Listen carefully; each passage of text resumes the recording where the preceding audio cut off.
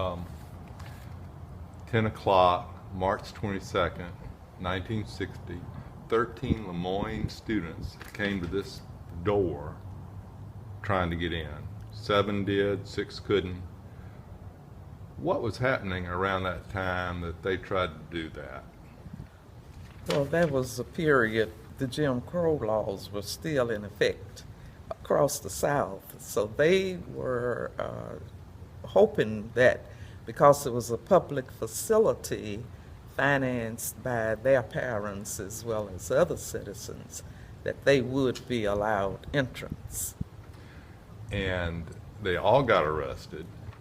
And they expected to get arrested they wanted to get arrested, but they still paid a price, even though they had Benjamin Hooks and Russell Sugarman and others representing them. They had ministers and African-American bankers raising money for their fines and their bonds. Mm-hmm. They still paid a price. What kind of sacrifices did their actions here that morning cause for them?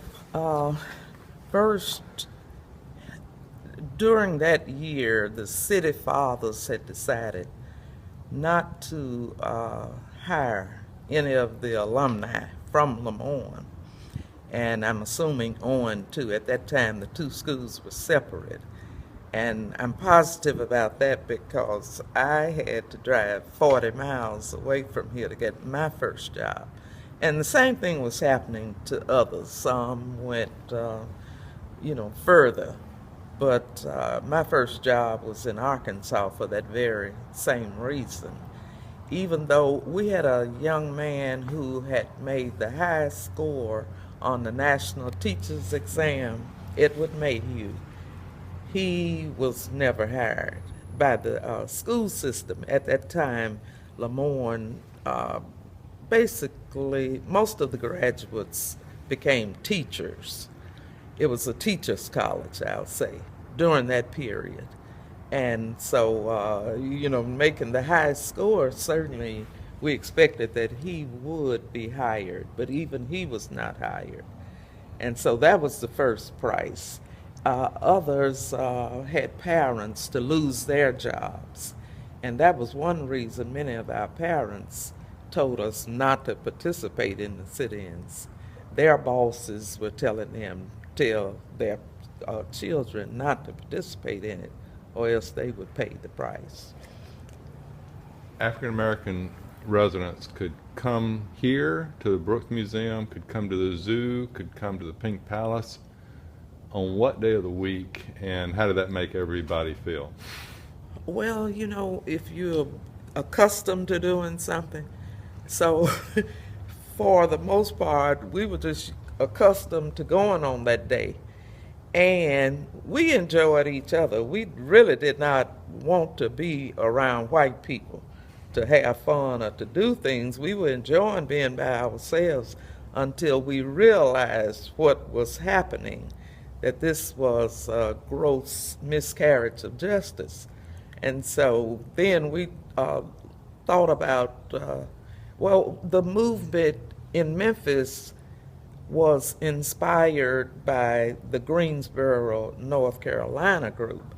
And so in 1960, February, Greensboro started. And then on campuses all across the nation, all across the South, students started gathering and talking about, well, the same thing is happening here. Why don't we do the same thing?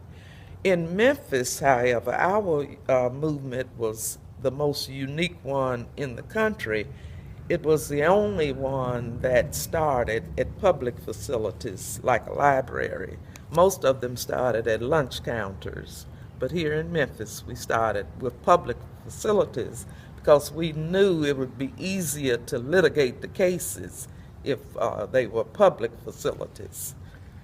That day in the press cemetery, the next day in the commercial appeal, the 13 who were arrested here at this spot had their names, ages, and addresses printed in the paper, and it became effectively a blacklist as far as employment and other opportunities. Now, they would probably see it as an honor roll.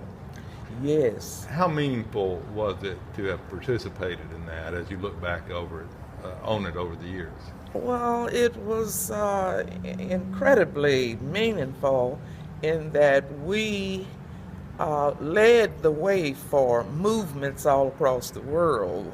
Students, and not just African American students, but white students began, and women. There was a women's movement, there was a gay movement. They took to the streets just as we had done, so that was one benefit. We were pathfinders. We led the way for protesting, calling attention through our media so that our goals would be met. So that was meaningful. And another thing, it was a good thing that they did print names and ages, because much later people started pretending they had been in the movement when they had not. And I'm glad, because they had promised us one while after everything was over, they had promised that our records would be purged, but they were not. And now we consider them as a badge of honor. So, we're happy about that. And then that does also show proof of what we've done.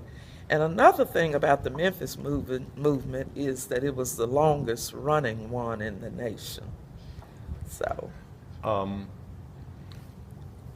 guess a lot would see that it's ironic that here at the Brooks, where they tried to bar African American Memphians on 6 days a week, that now, and they've had in the past, but this coming week there's going to be an exhibition of civil rights photographs.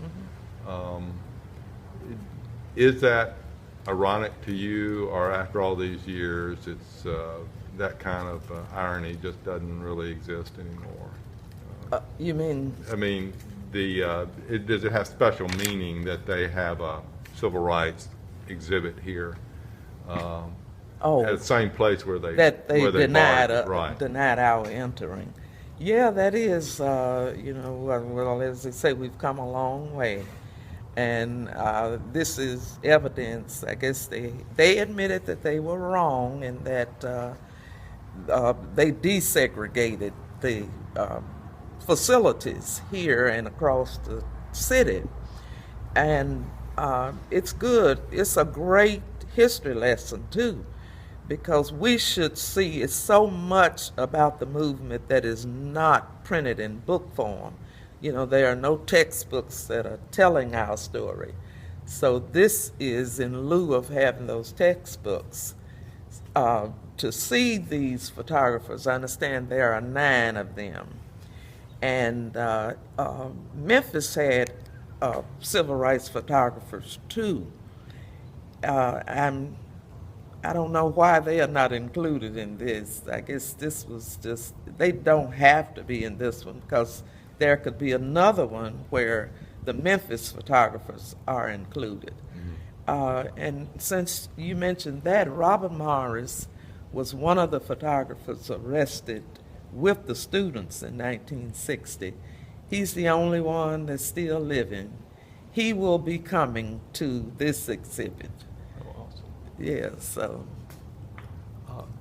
Over the decades, from being arrested and being kind of ostracized and punished to becoming a hero, when did that transformation kind of take place? When did it become something that in so many people's eyes was a stain on your character to something that was heroic?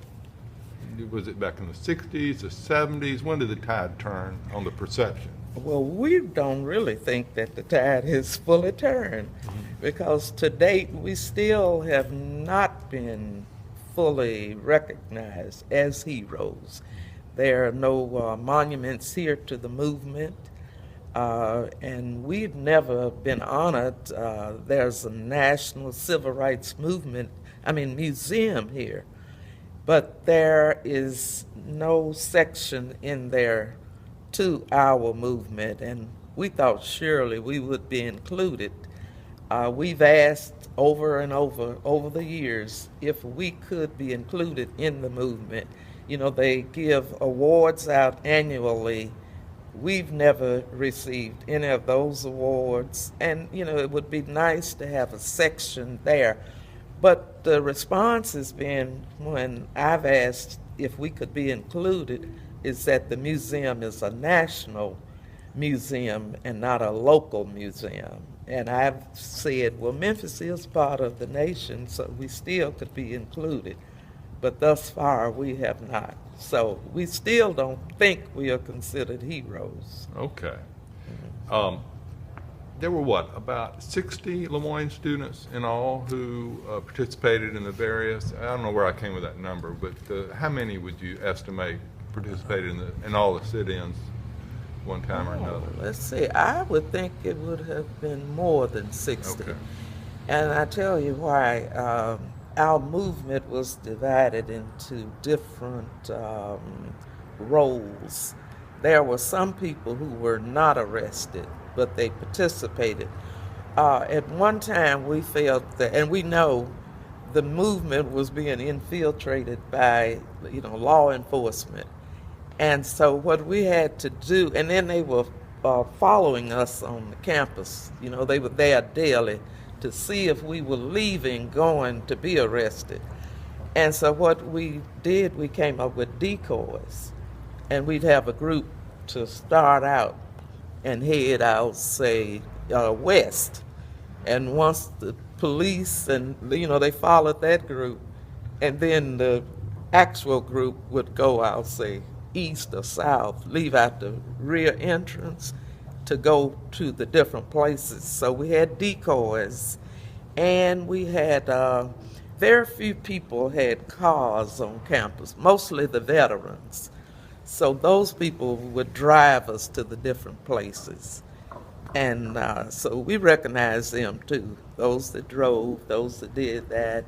And then we had, at one time, we had some few people who would actually just plan, do what we call office work, and contact people and say, are you available tomorrow to go to Walgreens, for example, that kind of thing. Finally, the public libraries were desegregated in October of 1960. This started in March 1960. Yes. The museum, zoo, Pink Palace desegregated in December 1st, 1960. And then I guess the private businesses, it took a while longer to desegregate those? Yes, because since they were private, it was somewhat different. And it took a while. There was one sit-in over here at the Shell, Overton Park Shell. That one took the longest because it went all the way to the Supreme Court. The steps you go through the appeals process. And because it was a religious assembly, that was the problem. And they didn't want to, forgive the students for sitting in. And so that would take longer. But public facilities were somewhat easy. And you personally participated in Walgreens and Oman's restaurant? It was Cafe? the Oman House, I think. Oman House. It was a little restaurant on Jefferson Street. And Walgreens at that time was on Main and Madison. So that was the first time that we did a lunch counter. And it's also interesting, I think it's interesting to publicize that, because as I'm telling the story, people say, I didn't know Walgreens ever had a lunch counter. And then Walgreens, rather than desegregate the lunch counter, decided to remove lunch counters out of the stores. Yeah, so that was a failure for us. Mm-hmm.